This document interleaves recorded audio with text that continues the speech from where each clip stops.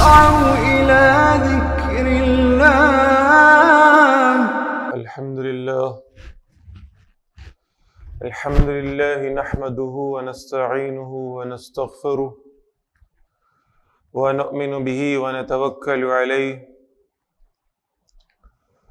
ونعوذ بالله من شرور أنفسنا ومن سيئات أعمالنا من يهده الله فلا مضل له ومن يضلله فلا هادي له ونشهد أن لا إله إلا الله وحده لا شريك له ونشهد أن سيدنا محمدا عبده ورسوله فإن خير الحديث كتاب الله وخير الهدي هدي محمد صلى الله عليه وسلم وشر الأمور محدثاتها وكل محدثة بدعة وكل بدعة ضلالة وكل ضلالة في النار أو كما قال صلى الله تعالى عليه وسلم. أما بعد فقد قال الله تبارك وتعالى أعوذ بالله من الشيطان الرجيم بسم الله الرحمن الرحيم زين للناس حب الشهوات من النساء والبنين والقناطير المقنطرة من الذهب والفضة والخيل المسومة والأنعام والحرث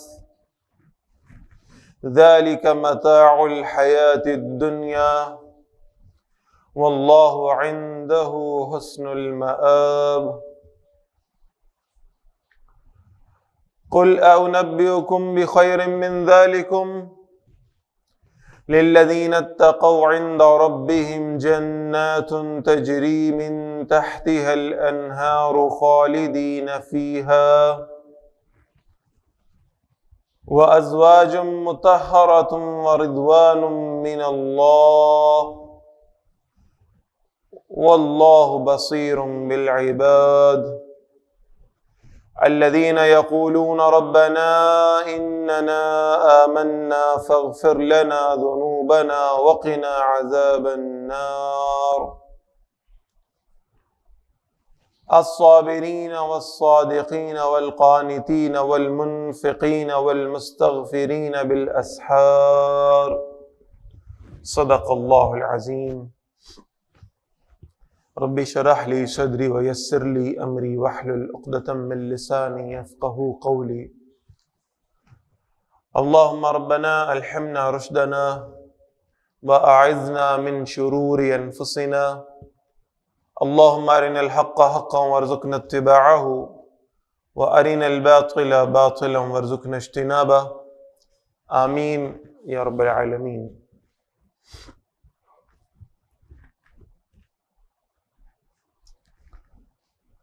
حضرات محترم، اللہ تعالی ہم سب کے خالق اور مالک ہیں.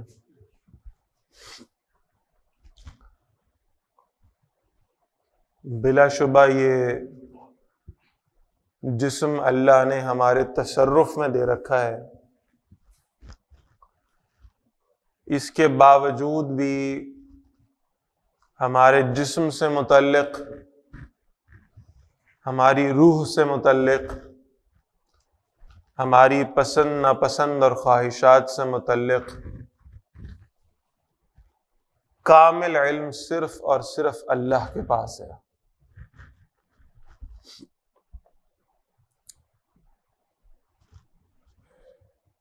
ہم اس جسم کو اپنے تصرف میں رکھنے کے باوجود بھی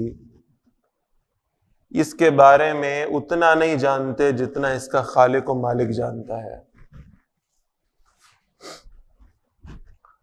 اس کو ایک مثال سے سمجھیں. کسی کے پاس کوئی سواری ہو، کوئی گاڑی ہے، کوئی موٹر سائیکل ہے، کئی سالوں سے اس کے تصرف میں ہے، اس کے چھوٹے موٹے مسائل کو بھی یہ جانتا ہے، ان کو حل کرنے کا طریقہ بھی اس کے پاس ہے، لیکن ایک وقت آتا ہے کہ اس کے زیر تصرف وہ سواری، وہ مشین کسی ایسے مسئلے میں مبتلا ہو جاتی ہے کہ اس پہ تصرف رکھنے والا بھی اس کے بارے میں اتنا نہیں جانتا، بلکہ اسے پھر میکینک کے پاس جانا پڑتا ہے۔ اور بعض اوقات وہ میکینک بھی جب اس مسئلے کو حل نہیں کر پاتا تو وہ اسے ریفر کرتا ہے اس کے ڈیزائن انجینئر کی طرف، جس نے اسے بنایا ہے، جس نے اس مشین کے مختلف پرزوں کو آپس میں جوڑ کر ایک مشین بنائی ہے۔ اور وہ بتاتا ہے کہ اس مشین کے بارے میں سب سے بہترین علم وہی رکھتا ہے جس نے اسے بنایا ہے، جو ڈیزائنر ہے۔ یہی معاملہ انسان کے ساتھ بھی ہے۔ یہ جسم ہمارے تصرف میں ہے، اس کے باوجود بھی اس کے بعض مسائل ایسے ہمارے سامنے آتے ہیں جن کے لیے ہمیں ڈاکٹرز کے پاس جانا پڑتا ہے۔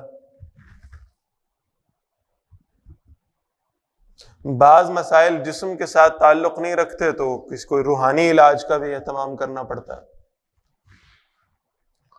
اور بعض معاملات ایسے بھی ہیں کہ جب انسان اس قدر پریشان ہو جاتا ہے اور پھر اسے بلا مبالغہ آخر کار اللہ ہی کی طرف رجوع کرنا پڑتا ہے تاکہ اس کے ان مسائل کا حل اس کے سامنے آ سکے۔ یہ جو آیات مبارکہ میں نے سورہ آل عمران کی ابتدائی پڑھی ہیں آپ کے سامنے،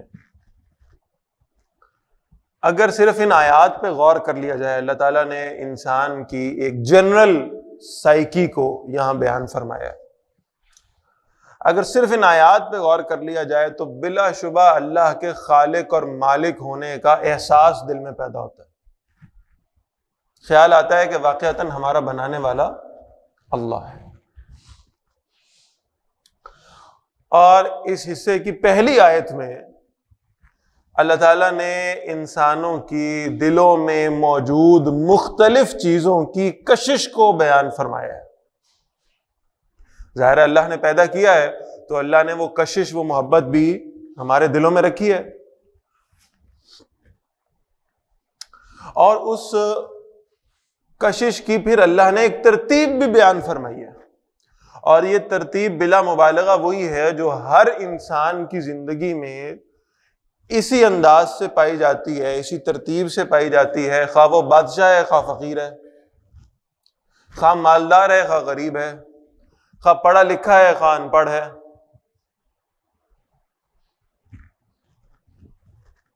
اور پھر انسان کی زندگی اسی ایک سائیکل کے اندر گزرتی جاتی ہے اور بالآخر اختتام پذیر ہو جاتی ہے۔ پورے انسانی زندگی کو سٹیپ بائی سٹیپ اللہ تعالیٰ نے بیان فرما دیا اس آیت میں۔ فرمایا اعوذ باللہ من الشیطان الرجیم، زین للناس، لوگوں کے لیے مزین کر دی گئی ہیں، محبوب بنا دی گئی ہیں، حب الشہوات، چند ایسی چیزیں ان کی محبت نفس کے اندر رکھ دی گئی۔ ہر انسان کیا موجود ہے، اور اس میں سب سے پہلی بات جو اللہ تعالی نے فرمائی ہے وہ ہے من النساء، عورتوں کی محبت۔ انسان جب اپنی بلوغت کی عمر کو پہنچتا ہے، نوجوانی کی حدود کو کراس کرتا ہے، تو سب سے زیادہ وہ جن سے مخالف کی محبت ہے جو اس کے اندر پائی جاتی ہے۔ اس کی زندگی کا مرکز و محور یہ ہے کہ وہ اپنے اپوزٹ جینڈر کے لیے، اپنی جنس مخالف کے لیے وہ خوبصورت اور پرکشش نظر آئے۔ اسی کو آپ آج کے زمانے میں سمجھنے کی کوشش کریں تو یہی فیشن ہے، اور سب سے زیادہ اس فیشن کا خیال انہی لوگوں کو ہے جو اس ایک زندگی کے حصے میں پائے جاتے ہیں جسے ہم نوجوانی کہتے ہیں۔ بال ایسے ہونے چاہیے اور لباس ایسا ہونا چاہیے اور جوتے فلاں برانڈ کے ہونے چاہیے اور کپڑے فلاں برانڈ کے ہونے چاہیے اور پھر بہرحال اس میں پرفیوم ایسا ہونا چاہیے، اور وہ اس شوق کی پھر کوئی حد نہیں ہے کسی بھی اعتبار سے. اپنے جنس مخالف کے لیے خوبصورت نظر آنا.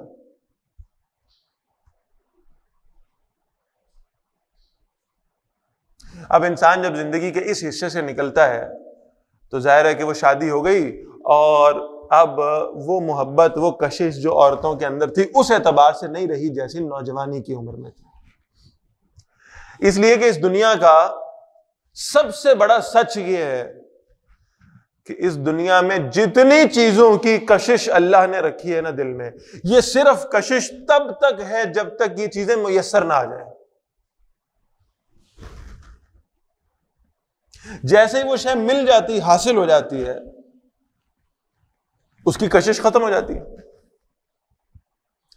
کشش لا حاصل کی ہے، حاصل کی نہیں. لہذا جب تک وہ شے ہاتھ میں نہیں آئی، جب تک میسر نہیں آئی، تب تک اس کے لیے کوشش ہو رہی ہے، محنت ہو رہی ہے، سب ہو رہا ہے. اور جب وہ شے میسر آ گئی تو وہ اس کے اندر جو اٹریکشن تھی وہ ختم ہو گئی. اب ایک اگلے درجے کی طرف سفر شروع ہے. وہ کیا ہے بھائی؟ شادی وادی ہو گئی اور وہ جو جن سے مخالف کی کشش تھی اس میں کچھ کمی آئی، تو اب اگلی محبت کیا ہے؟ اب اگلی خواہش کیا ہے؟ اللہ نے فرمایا دوسرے نمبر پر والبنین، بیٹوں کی محبت. اور یہاں نوٹ فرمائیں کہ اولاد کا لفظ استعمال نہیں کیا گیا. اب سب سے بڑی خواہش یہ ہے کہ اللہ تعالیٰ بیٹے عطا فرما دے.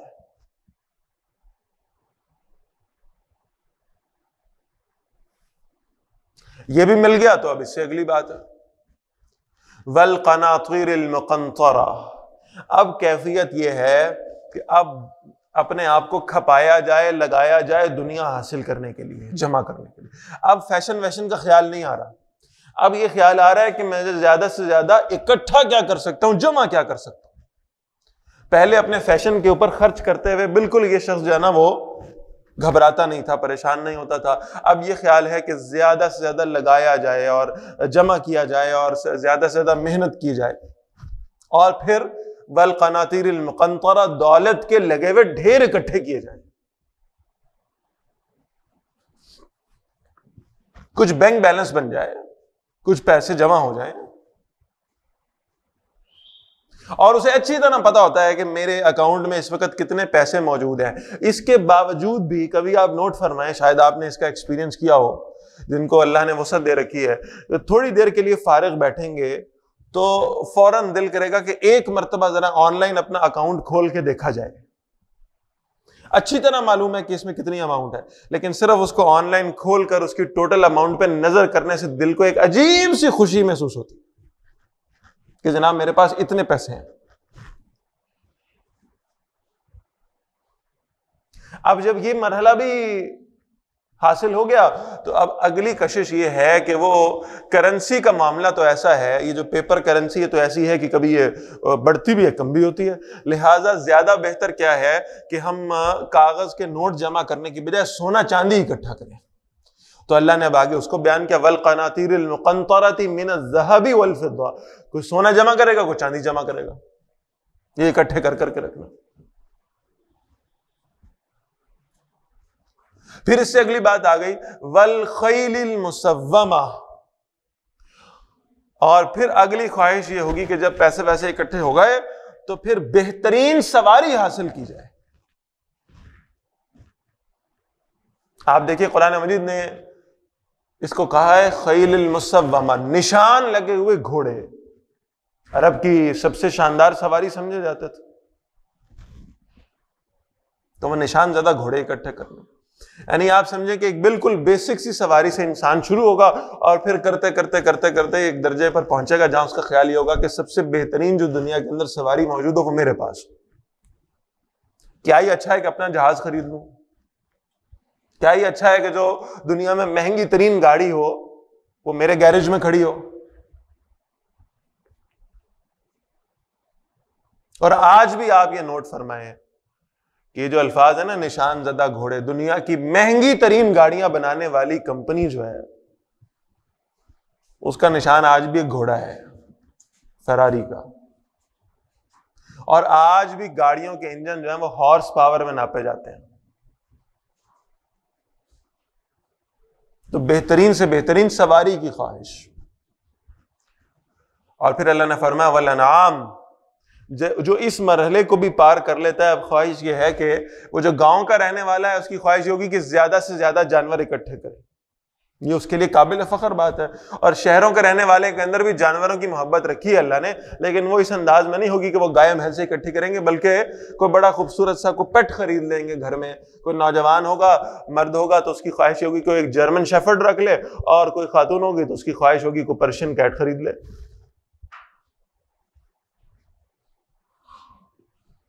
اور پھر اس سے اگلی بات کیا ہے، والحرث، اور پھر زمین کی محبت، کھیتی کی محبت. وہ گاؤں کا رہنے والا شخص کہے گا کہ 2-4 کلے زمین اور لے لوں، اور جو شہر کا رہنے والا ہے اس کی خواہش ہوگی کہ کہیں شہر میں کوئی نئی ہاؤسنگ سوسائٹی شروع ہو اور سب سے پہلے میں وہاں پلاٹ بک کرا لوں. ظاہر ہے وہ دولت کے لگے ہوئے ڈھیر ہیں تو وہ آگے اب کہیں انویسٹ کر کے مزید دولت بھی تو کمانی ہے. آپ ترتیب دیکھیے کہ کتنی شاندار. پوری زندگی انسان کی اسی ایک سفر میں، اسی ایک سائیکل میں گزر جاتی ہے، اور پھر بالآخر یہ کہ موت آ جاتی. میں پھر اس ترتیب کو پڑھتا ہوں. اللہ فرما رہے ہیں زُيِّنَ لِلنَّاسِ حُبُّ الشَّهَوَاتِ مِنَ النِّسَاءِ وَالْبَنِينَ وَالْقَنَاطِيرِ الْمُقَنطَرَةِ مِنَ الذَّهَبِ وَالْفِضَّةِ وَالْخَيْلِ الْمُسَوَّمَةِ وَالْأَنْعَامِ وَالْحَرْثِ. اور یہ پوری ترتیب، یہ پوری محبتیں، یہ پوری کشش اللہ تعالیٰ بیان کر کے پھر آخر پہ فرماتے ہیں ذَلِكَ مَتَاعُ الْحَيَاةِ الدُّنْيَا. یہ تو دنیا کے استعمال کی چیزیں،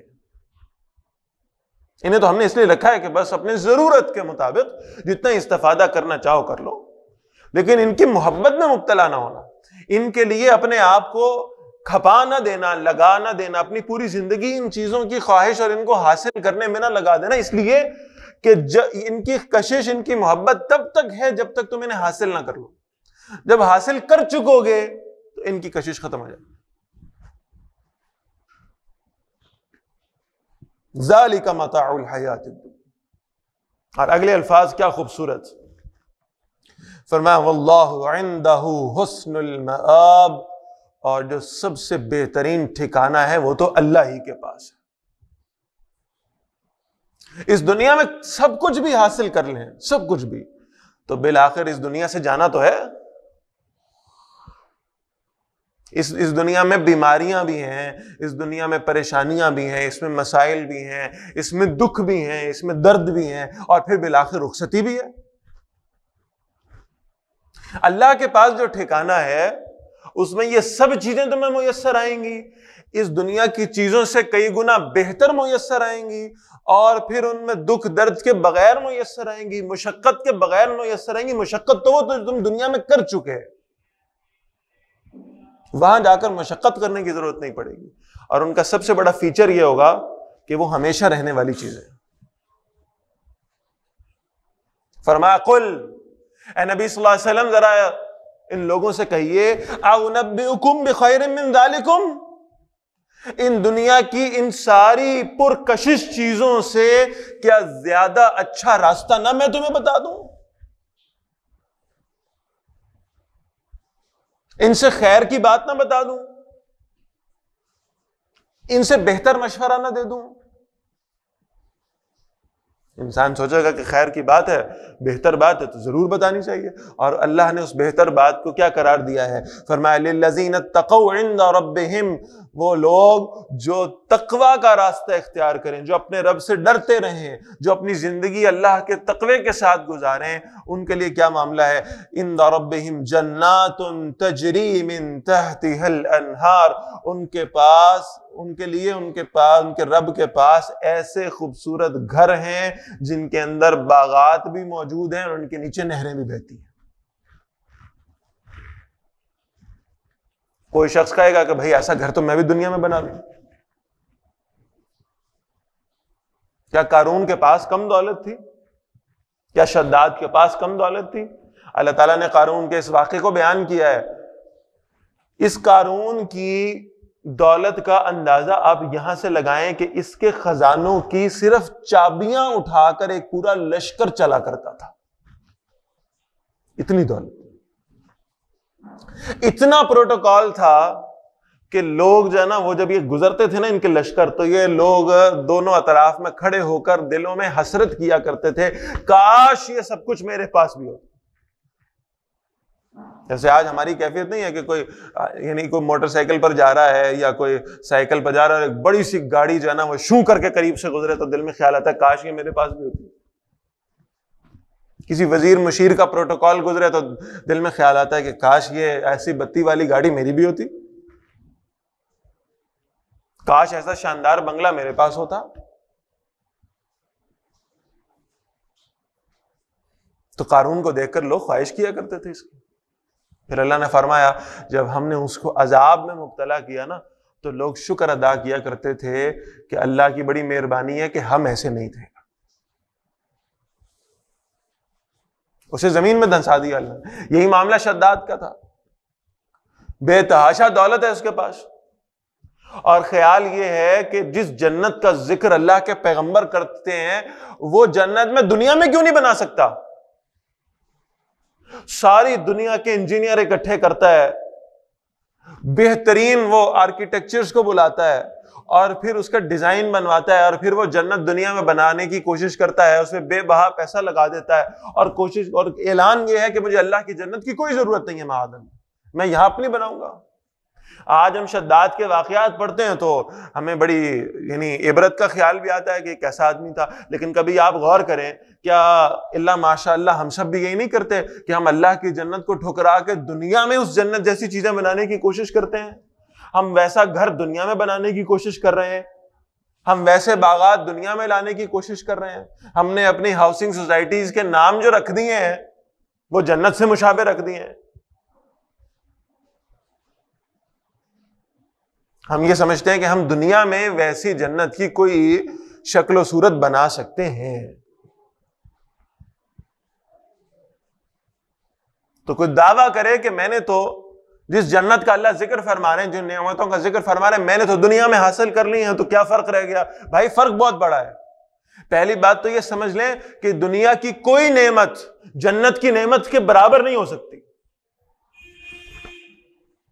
اس کیفیت کو بیان کیا اللہ نے, اللہ کے رسول نے صلی اللہ علیہ وسلم.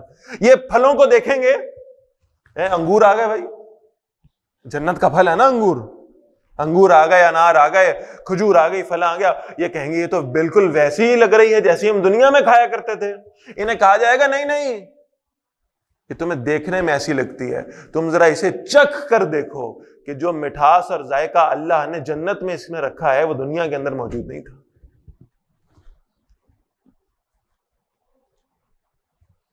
اللہ کے رسول فرماتے ہیں صلی اللہ علیہ وسلم ما لا عین رأت ولا اذن سمعت, کسی آنکھ نے اس جنت کو دیکھا نہیں ہے, کسی کان نے اس کے بارے میں کوئی بات سنی نہیں ہے. تو اللہ تعالیٰ نے جو قرآن مجید میں اور احادیث مبارکہ میں رسول اللہ صلی اللہ علیہ وسلم نے جنت کا ایک نقشہ کھینچا, یہ تو ترغیب کا نقشہ ہے, یہ تو ٹریلر ہے. اصل فلم کیا ہے, اصل اس کی کیفیت کیا ہے, اصل اس کا لطف کیا ہے, اللہ ہی بہتر جانتا ہے.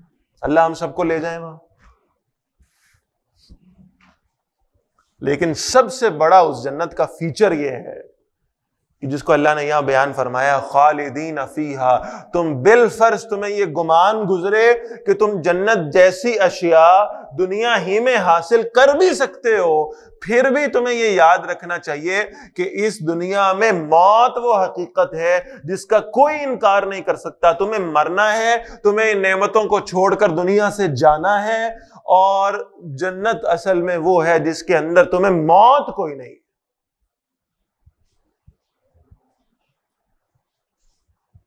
جس میں مرنے کا معاملہ کوئی نہیں, وہ ہمیشہ رہنے والی زندگی ہے. وَأَزْوَاجٌ مُطَهَّرَةٌ, اور وہاں بڑی پاکیزہ بیویاں ہوں گی جو ان کی رفیق ہوں گی. وَرِضْوَانٌ مِّنَ اللَّهِ, اور سب سے بڑی بات کیا ہے, سب سے بڑی بات کیا ہے کہ جس شخص کو اللہ یہ فرما دینا اس قیامت کے دن کہ میں تجھ سے راضی ہو گیا, گویا جنت سے بڑی نعمت. جس کے اعمال سے، جس کی عبادات سے، جس کی محنتوں مشقتوں سے اس کا رب راضی ہو گیا، اسے اور کس شے کی ضرورت؟ جس نے اس جنت میں اپنے رب سے سلام قولا من رب الرحیم کے الفاظ سن لیے، اس کے لیے اس سے بڑی نعمت اور کیا ہے؟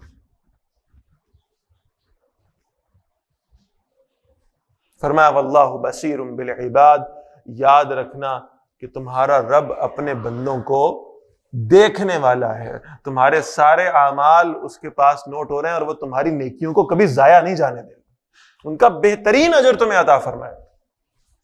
دنیا میں انسان کو گمان ہوتا ہے میں یہ نیکی کر رہا ہوں، یہ حلال کھا رہا ہوں، پھر بھی مجھ پہ فاقہ آ رہا ہے، پھر بھی یہ مشکل ہو رہی ہے، نیکی کا کام کیا ہے، اس کا کوئی اجر مجھے نہیں ملا۔ بلکہ بعض اوقات دنیا میں ایسا بھی معاملہ ہوتا ہے کہ بظاہر نیکی کا کام کرنے سے نقصان اٹھانا پڑتا ہے۔ تو اللہ تعالیٰ فرما رہے ہیں کہ یاد رکھنا تمہارے رب کو تمہارے اعمال کا علم ہے، اور تمہاری نیکیاں اللہ ضائع نہیں جانے دیں گے انشاءاللہ۔ اور یہ جنت کے معاملات اور یہ جو جنت کی نعمتیں کن لوگوں کے لیے ہیں؟ بس آخری بات عرض کر رہا ہوں، اللہ فرماتے ہیں الذین یقولون ربنا، یہ وہ لوگ ہیں جو اپنے رب سے دعائیں مانگتے ہیں، ربنا اننا آمنا، اے ہمارے رب بے شک ہم ایمان لے آئے، فاغفر لنا ذنوبنا، ہماری خطاؤں سے درگزر فرما دیجئے، وقنا عذاب النار، اور ہمیں آگ کے عذاب سے بچا لیجئے۔ جنہیں ہر وقت اس بات کا احساس ہوتا ہے کہ ہم نے اپنے اللہ کے سامنے پیش ہونا ہے اور ہم نے کن اعمال ناموں کے ساتھ اللہ کے سامنے جانا ہے، اس جواب دہی کا احساس دل میں ہونا اور اس پر اللہ سے مغفرت کی دعا مانگتے رہنا، یہ اہل ایمان کا شیوا ہے۔ اللہ تعالی ہمیں اس کیفیت کو، اس سوچ کو، اس فکر کو یعنی اپنے اندر رکھنے کی توفیق عطا فرما دے، اور اللہ تعالی ہم سب کو ہم مغفرت سے ہمکنار کر کے جنت میں جگہ عطا فرما دے۔ اقول قولی ھذا واستغفر اللہ لی ولکم ولسائر المسلمین والمسلمات۔